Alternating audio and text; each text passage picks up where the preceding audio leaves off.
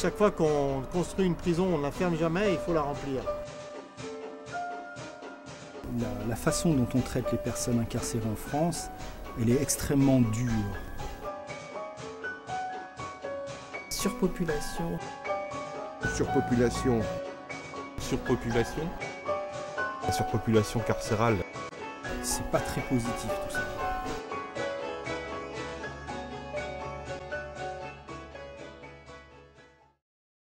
Vous avez plus de gens qui vont en prison parce qu'il y a des nouveaux délits qui conduisent à la prison. Vous avez aussi des peines qui sont de plus en plus dures. Donc finalement, des gens qui prenaient avant 2 ans de prison prennent 5 ans maintenant. Donc ils restent plus longtemps en prison. Et il y a de moins en moins de possibilités d'avoir des aménagements de peine, des conditionnels. Donc plus de gens qui rentrent, moins de gens qui sortent. Le phénomène, il est simple. Voilà, ça a fait exploser le nombre de personnes détenues. Du fait qu'il y a trop de personnes détenues par rapport au nombre de places disponibles, que des personnes soient enfermées dans une cellule de 9 mètres carrés et qu'elles soient 4 ou 5. Vous comprenez bien, moi je sais que même avec mes meilleurs amis, si on m'obligeait à vivre 22 heures par jour avec eux, ça finirait en baston vraisemblablement. Donc ça, c'est la situation quotidienne qui est imposée aux détenus. Ils ne parlent pas de la surpopulation en tant que surpopulation. Ils disent je veux être tout seul, j'ai pas envie d'être avec 3 ou 4 co-détenus, dont un il allume la télévision tout jour et nuit, je ne peux pas dormir, voilà. J'ai besoin d'être seul, voilà. Donc les effets sont des effets sur sa vie propre personnelle, quoi. Je veux dire, voilà. Ils en souffrent, hein. Si on ne met rien en place pour que les personnes aillent un peu moins mal, voire mieux, au final, les gens vont sombrer et vont finir par mettre fin à leur jour. À 17h, écoute bien, à 17h, on vient de servir ton repas du soir, à 17h. Et à 17h15, on ferme ta cellule. Tu as un bruit que moi, même 20 ans après, je n'ai jamais oublié. Ça fait clac, clac. Alors, tu es fermé dans ta cellule jusqu'au lendemain matin, 7h. C'est-à-dire que tu sais que pendant entre 17h le soir, 17h30 et le lendemain, 7h, ce bruit t'enferme pendant plus de 12 heures. Tu ne peux plus rien faire.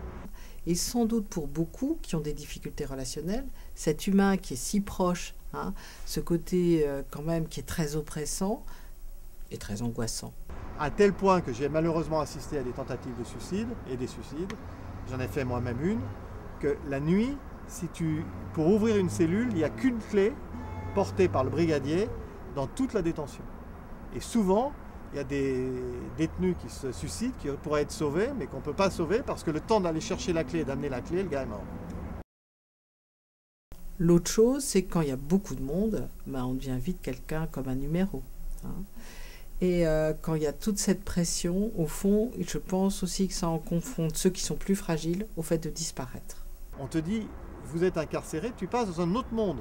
Tu ne peux plus communiquer, tu es privé de liberté, tu n'es plus maître de rien, tu as un matricule.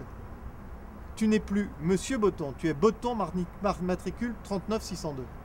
La quasi-totalité des mesures qui sont prises en France en ce moment sur la prévention du suicide, c'est empêcher les gens de passer à l'acte. C'est-à-dire qu'on a créé des cellules qui sont vides, dans lesquelles il y a une caméra de vidéosurveillance. On a demandé aux fabricants des prisons actuelles, par exemple quand ils accrochent des télévisions au mur, que les supports des télévisions ne supportent pas plus de 40 kg pour que si quelqu'un s'y pend, il tombe par terre et il n'en meurt pas.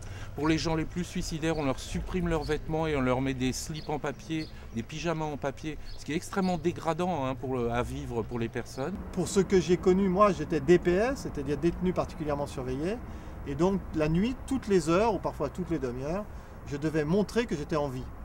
Donc tu n'es pas maître de ta lumière, donc on allume ta lumière de l'extérieur, et tant qu'il tape à la porte, et tant que tu ne fais pas un signe pour montrer que tu es en vie, il tape.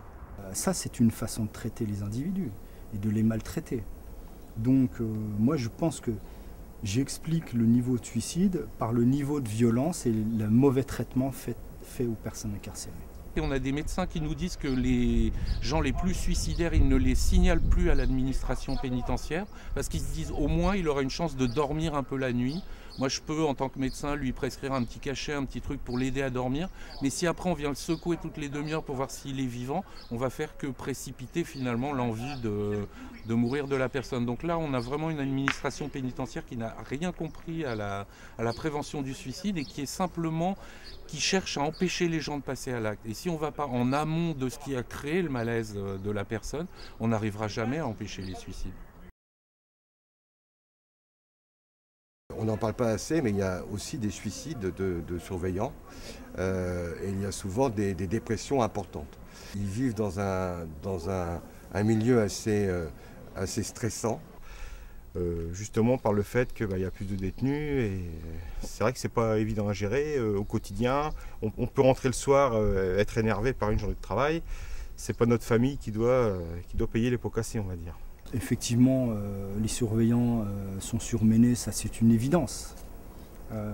Il est impossible de s'occuper ou de bien traiter une personne incarcérée quand on doit s'occuper d'une unité où il y a 100 détenus. S'il n'y avait pas de surpopulation dans les prisons, d'une part, la vie quotidienne des prisonniers serait beaucoup plus supportable, on va dire, et d'autre part, les personnels auraient le temps de s'occuper d'eux. Mais en matière générale, les surveillants sont des gens très bien, c'est la plupart du temps, et ensuite il faut savoir qu'ils n'ont pas le temps, et surtout qu'ils n'ont pas le pouvoir. C'est-à-dire que nous, on les appelle les porte-clés.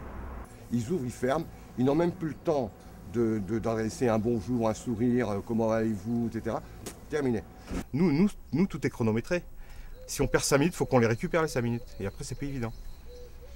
Donc ça accentue, si vous voulez, les tensions et quelquefois ça va aux violences. Voilà. Et les surveillants au quotidien, ils nous disent que quand ils arrivent à la prison le matin, ils vont ouvrir les portes des cellules et ils ne savent pas si derrière ils vont trouver un pendu ou est-ce qu'ils vont se prendre un plateau dans la figure ou ils vont trouver 2 détenus en train de se battre. Donc c'est une situation où ils vont au travail le matin avec la peur au ventre parce qu'ils ne savent pas ce qu'ils vont trouver derrière les portes, s'ils vont se faire agresser, insulter. Mais ça serait bien que les télévisions puissent rentrer à l'intérieur des prisons, voir comment ça se passe, justement. Voir nos difficultés de travail, voir les conditions dans lesquelles certains vivent. C'est pour ça que je vous disais qu'il faudrait refaire certaines prisons, mais à taille humaine, des prisons avec environ 150-200 places, pas plus. Après, on peut plus les gérer, ça devient des usines. On a cru régler le problème de la surpopulation en créant de plus en plus et de construisant de plus en plus de prisons. Mais c'est une farce. Plus on construit, plus on incarcère. Plus on incarcère, plus la société devient violente. On voit bien que toutes les choses sécuritaires de gauche ou de droite n'ont pas fonctionné. Dire la sécurité, on incarcère, on est de plus en plus dur, on rallonge, so what? Tant qu'on ne sera pas sorti de mettre la peine de prison comme étant la sanction de référence, de toute façon on remplira les prisons parce qu'il y a des délits qui sont commis tous les jours. On le voit, avant on n'allait pas sur la sécurité routière, avant on n'allait pas en prison tant qu'il n'y avait pas eu un accident mortel, enfin quelque chose d'extrêmement grave. Maintenant en France, quand une personne est en récidive, c'est-à-dire simplement est contrôlée avec quelques grammes d'alcool dans le sang, à la 2e récidive, elle va en prison. Donc c'est pas comme ça qu'il faut agir. Je pense qu'il faut déconstruire le système pénal et le système carcéral. Pour moi, tout ça, c'est lié à des questions de société. Se poser la question de quelle est la place de la prison aujourd'hui dans la peine. À la fois, régulièrement, dès qu'il y a des choses horribles, on demande des peines de plus en plus longues. Et à la fois, on dit qu'il ne faut pas rester longtemps en prison parce que ce n'est pas une chose productive. Qu'est-ce que c'est qu'être puni sans passer en prison? Est-ce que la prison punit? Est-ce que la prison donne des étoiles à des grands bandits? Je pense que la prison, elle cherche sa place et que ça devient difficile, très difficile.